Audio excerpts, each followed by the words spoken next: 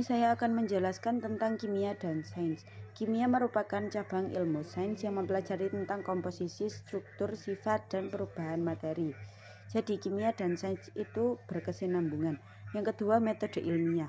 Berikut merupakan langkah-langkah metode ilmiah yang diambil secara umum, yaitu yang pertama observasi, yang kedua perumusan masalah, yang ketiga hipotesis, keempat eksperimen, kelima analisis, dan yang keenam teori atom dibagi menjadi 5, yaitu yang pertama teori atom Dalton, yang kedua Thomson, ketiga Rutherford, keempat Bohr, dan yang kelima mekanika kuantum.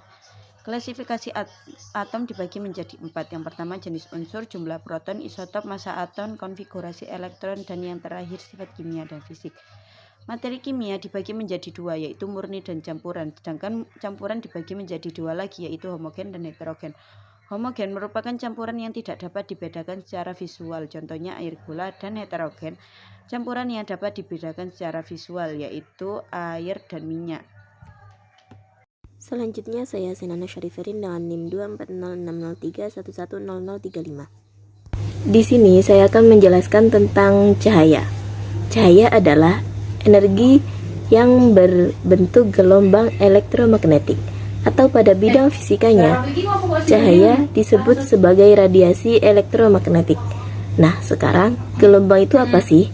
Gelombang adalah semacam fungsi periodik, yaitu sesuatu yang bisa berubah secara periodik terhadap waktu.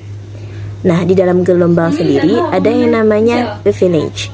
Wavelength itu jarak antara titik ekuivalen atau panjang gelombang.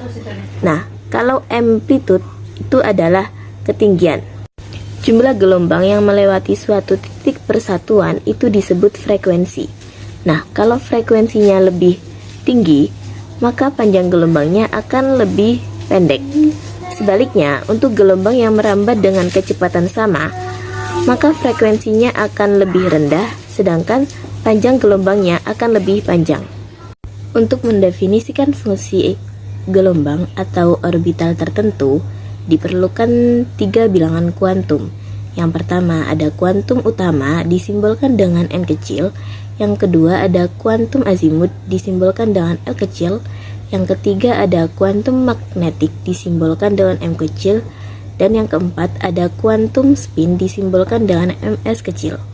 Untuk melakukan konfigurasi elektron atau penataan elektron pada orbital-orbital tertentu, itu diperlukan pengelompokan unsur-unsur terlebih dahulu berdasarkan sifatnya.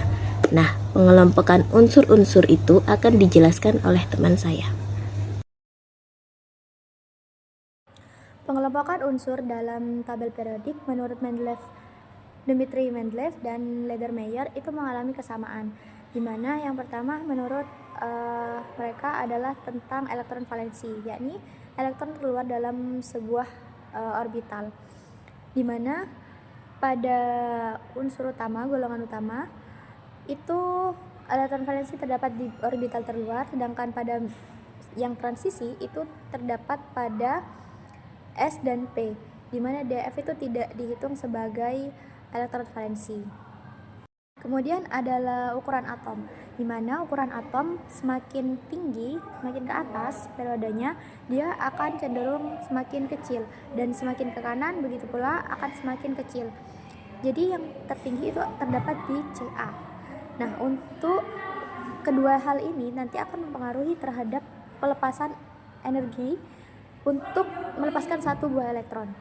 Kemudian untuk ukurannya, kation akan cenderung lebih kecil ukurannya daripada atom induknya yang bersifat netral, dan anion akan cenderung lebih besar karena ketambahan elektron daripada atom netralnya. Pada pelepasan elektron yang pertama itu akan cenderung lebih mudah atau lebih sedikit menghabiskan energi daripada pelepasan elektron yang kedua. Karena pada pelepasan atom yang kedua, itu elektron sudah bersifat positif dan cenderung mengikat terhadap elektron-elektronnya.